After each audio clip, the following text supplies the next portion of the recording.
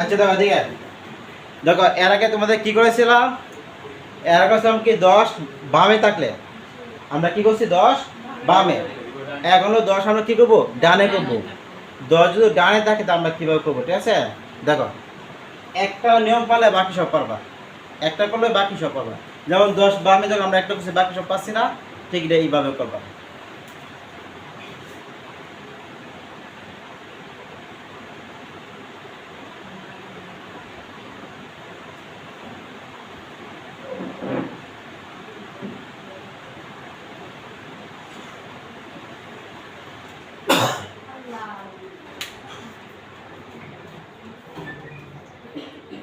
দেখা যায়,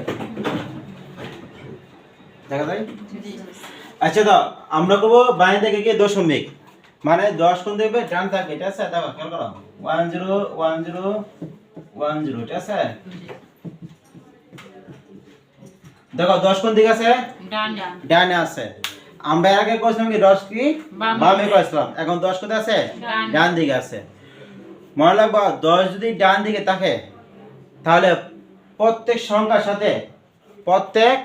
সংখ্যার সাথে আমরা কি বৃত্তি গুণ করব। কি করব গুণ। আমি আবার বলি 10 যদি ডানে থাকে তাহলে প্রত্যেক সংখ্যার সাথে আমরা কি করব বৃত্তি দিয়ে কি গুণ করব। এখন ধরো বৃত্তি আছে দুইটা, একটা আছে 10, একটা কত আছে 2। এখন ধরো কোন দিয়ে করব 2 দিয়ে করব, কিন্তু এখন 10 আছে। আমি প্রথমে বলছিলাম যে 10 এ কোনো কাজ নাই, 10 এ কোনো কাজ নাই। আমরা 10 দিয়ে কি করব চিহ্নিত করব কোন দিক আছে, ডানে আছে না বামে আছে না 10 আছে কিনা, ঠিক আছে। এই 10 এর কাজ হলো এটা চিহ্নিত করব। তা আমরা করব প্রত্যেক সংখ্যাকে আমরা কি 2 গুণ দিব। যেমন ধরো এখানে কি আছে কত আছে 1, কি আছে 1 গুণ 2, পরে কি আছে 0 গুণ কত 2, পরে কি 1 গুণ কত 2 যোগ পরে 0 গুণ কত 2। এখন তো মাঝখানে কি দশমিক আছে না, এই দশমিক কাজটা আমরা পরে করব, ঠিক আছে। সব যদি একসাথে গুণ করি তাহলে তুমি মনে রাখতে পারবা না কোন জায়গায় দশমিক ছিল, ঠিক আছে। এখন ধরো দশমিকের আগের সংখ্যা, কোন সংখ্যা দশমিক আগের সংখ্যা আমরা কি করব পাওয়া দিব 0 থেকে, ঠিক আছে। দশমিক আগের সংখ্যা আমরা পাওয়া দিব কি 0 থেকে। তা কি লাগবা 0 1 2 3, এটা বুঝছো। যদি আর থাকতো 4 হতো 5 হতো 6 7 হতো, ঠিক আছে, যদি আর থাকতো, ঠিক আছে। এখন ধরো এখানে কি দশমিক আছে না, এই দশমিক একটা যোগ দিবা, কি দিবা যোগ। পয়লা বা কি 1 গুণ কত 2, 0 গুণ কত 2, পরে কি দিবা দশমিক পর দিবা কি মাইনাস দিয়ে শুরু করো, -1 -2 -3 -4 -5 এইভাবে চলতে থাকবে, ঠিক আছে।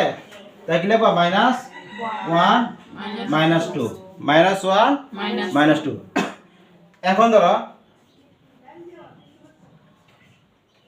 আচ্ছা 2 উপরে 3 আছে, তাহলে এটা গুণ করলে 3 দোকানে 6 কি হবে 3টা 2 হবে, কয় হবে 3টা 2।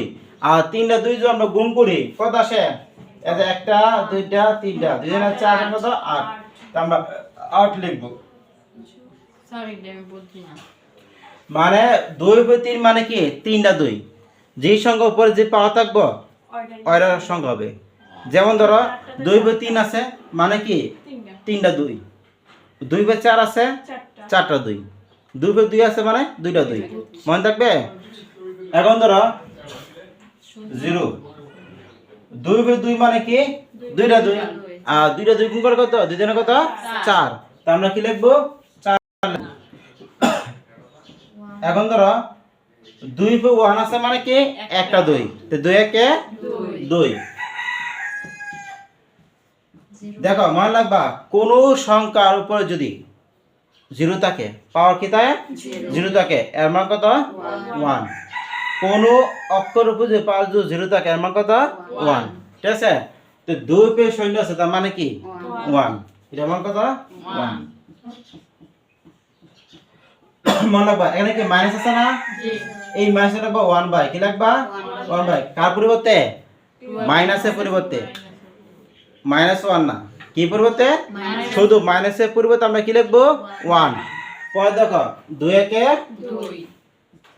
2 এখন ধরো এখানে মাইনাস আছে না তা কি লিখবো 4 - 2 আমি কি বলছি আমি বলছি মাইনাসের পরিবর্তে 1 বাই লিখবা কি লিখবা 1 বাই 1/2 1 বাই 2 কেমনে স্যার উপরে 2 আছে এই যে এখানে মাইনাস আছে না তা কি লিখবা 1 বাই মাইনাস আছে না 1 বাই 2 ফির 2 মানে কি কয়টা 2 দুইটা 2 তো 2 এর কত 4 1/4 বুঝছো আমি এটা আরো ক্লিয়ার করে দিই দেখো মাইনাস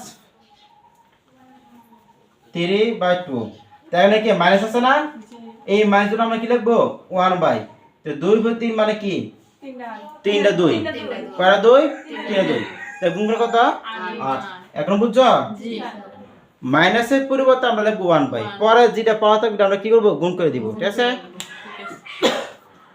এটা বুঝছো আচ্ছা পরে দেখো এই যে আমরা গুণ করি আর একে 8 শূন্য গুণ করে কি শূন্য কোন সংখ্যা যদি শূন্য দিয়ে গুণ করো তো ওইটা ফলাফল কি আসবে শূন্য আসবে শূন্য দিয়ে যদি 1 কোটি গুণ করে ফলাফল কত শূন্য আসবে মনে থাকবে এখন ধরো 2 একে 2 কত 0 এখন মনে রাখো এইটা উপর নিবা কই নিবা উপর নিবা তার মানে 1 একে 1 2 এ 2 শূন্য গুণ কত শূন্য তাহলে 8 আর 2 কত 10 8 আর 2 কত 10 যোগ কত আছে 1/2 অথবা এটা কি করো এটা ভাগ দাও 1/2 ভাগ দাও